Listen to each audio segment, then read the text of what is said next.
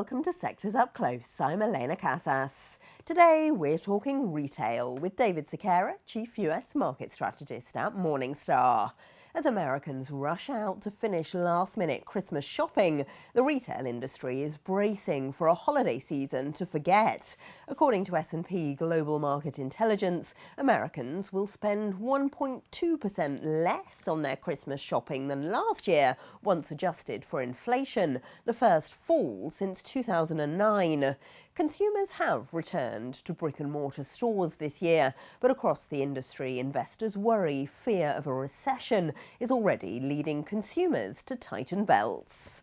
Well, this is the S&P 500 Retail Index, set to close 2022 almost 35% down.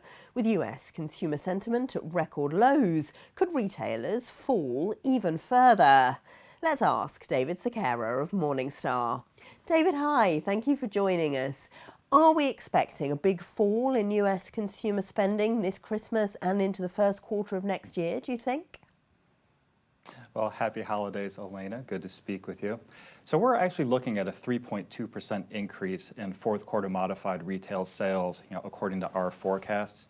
And when I talk about modified retail sales, we exclude categories like automobiles, fuel, food, building materials, and so forth, and really just looking at those items that we think are subject to holiday gift giving. Now, having said that, with inflation in the U.S. running at above 7%, that forecast implicitly projects on an inflation-adjusted basis, the holiday sales are going to be lower this year than last year. Now, there's really two main assumptions behind that forecast. So first, we do have a high inflation rate, and that will squeeze gift-giving budgets. And then the other part that we think that's going on that we're going to see this year is that spending shift back into travel. So, of course, travel was curtailed during the pandemic, and a lot of that money was spent before on goods as opposed to the travel sector. So we expect to see a lot of good, stock movement in the travel sector. I was interested to see, David, that you said in your research that the death of the shopping mall has been greatly exaggerated. Mm-hmm. Is that true? Is there some good news in here for brick and mortar stores? We do think that the death of the shopping mall has certainly been greatly exaggerated. And in fact, last year we did see, foot traffic increase. We're seeing another increase in foot traffic again this year. And the malls have done, a lot of different things in order to improve, the portfolio of stores that they have, within their malls themselves.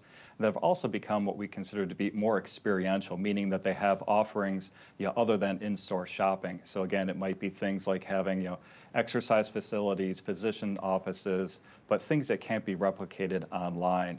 So we do see in this sector, two different mall REITs that we follow, both Macerich and Simon Property Group. We think both are undervalued, but we think that Macerich is much more undervalued. We rate it 5 stars. We think it trades at less than half of its fair value.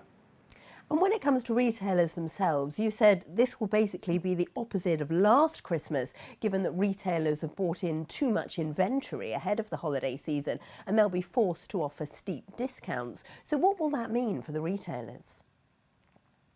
Yeah, we do think this is the opposite of last year. So if you remember last year, inventories were generally pretty low, and that was due to a lot of bottlenecks and shortages. And because they had that low inventory, they really didn't have to do much as far as discounting or sales, so that kept profit margins relatively high.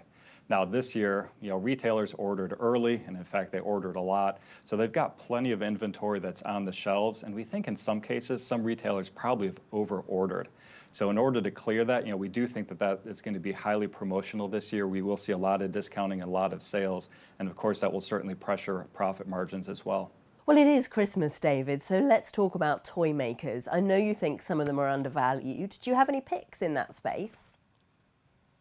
Yeah, the toy makers have been hit hard, this year, and I think analysts are having a hard time really discerning what the organic growth rate is going to look like. So again, because of those bottlenecks and shortages we had last year, they ordered early, they got their inventory in earlier than usual, and I think the market is also just slightly pessimistic about the outlook because of inflation and potentially less spending on toys this year. So as far as Mattel and Hasbro, we do think both stocks are pretty undervalued at this point. My pick here would actually be Hasbro. I know our analyst forecasts that we see an increasing mix shift into their digital segment, which will help out their profit margins, over time. So we rate that stock at 5 stars. It trades about at a 52% discount to our fair value. So what advice would you give to investors for how to approach retail going into a potential recession in early 2023?